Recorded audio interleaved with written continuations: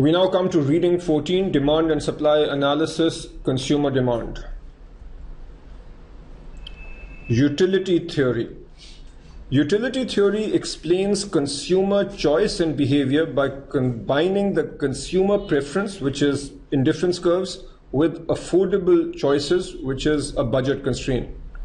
The axioms or assumptions of this theory are: number one, complete preferences. This means that a consumer will always be clear which bundle he prefers. So a consumer will say, I prefer A or I prefer B, or he says that A and B are equally preferred. A consumer will not say, I don't know. So a consumer will always have an opinion when talking about two bundles.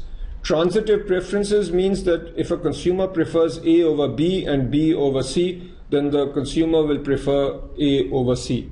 And non-satiation, this means that for the consumer, more is always better.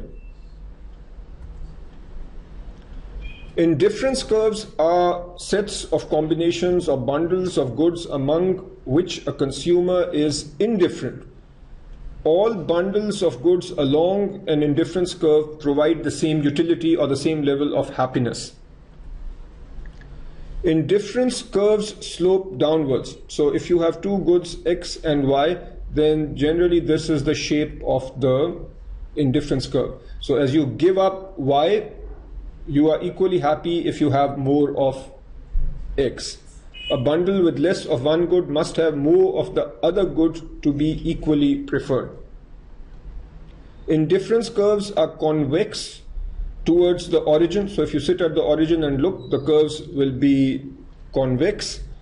Successive reduction in the quantity of one good in the bundle require increasing quantities of the other good to keep utility constant. The point is that when you have lots of Y, then you will give Y and get X. But as you have less and less of Y, then you will value Y more. So to give the same amount of Y, you will want more of X to be equally happy. That's why these curves are convex. And at any point, there will always be a marginal rate of substitution, which is the slope or the gradient at that point. When you see marginal rate of substitution, it will have two subscripts. If the two products are, let's say, B and C or X and Y, then the first subscript is 1 unit. So if marginal rate of substitution is 3, this means that 1 unit of B is equal to 3 units of C. So remember that. The first unit or the first subscript, 1 unit. When you compare this with currency, because now you are doing a review and you've seen currency, this is sort of like the base currency. For a single consumer, two indifference curves cannot cross. Preferences must be transitive. If A is preferred to B and B is preferred to C, then A must be preferred to C. Another way of saying it is that because of this assumption, the transitive preferences assumption, the indifference curves cannot cross. The budget line represents the combinations of two goods that will just exhaust a consumer's income.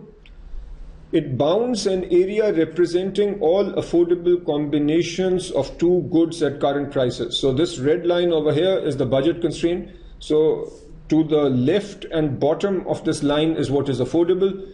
To the right of this line is what is not affordable. So when we combine the budget constraint, the red line, with the indifference curves, which are the green curves, then we can identify the most efficient bundle.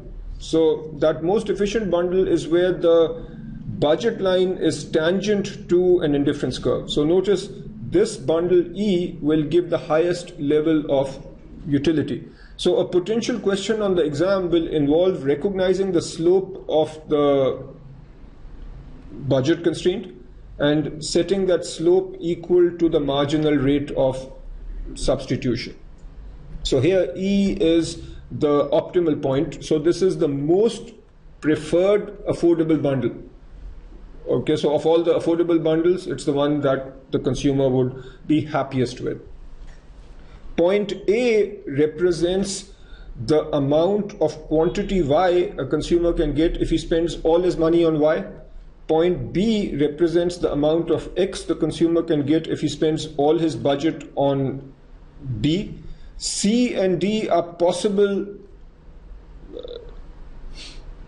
bundles that the consumer can get, but clearly then he is on this lowest indifference curve and he could be happier by going to E. So C and D are possible but not optimal.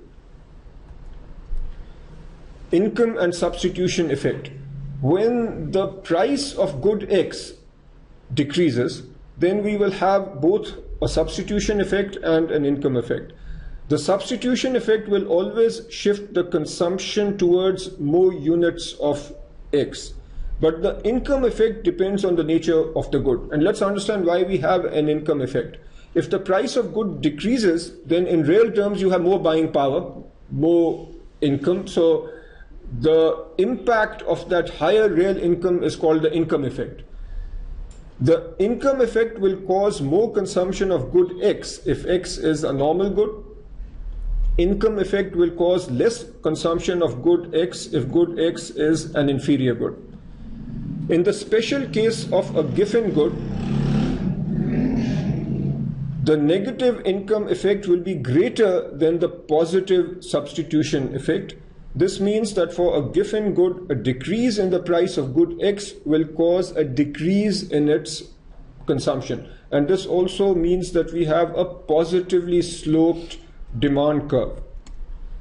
In the special case of a Veblen good, also called a status good, an increase in price increases the value to some consumers, therefore their quantity demanded decreases. So Giffen goods and Veblen goods both have positively sloped demand curves, but for very different reasons.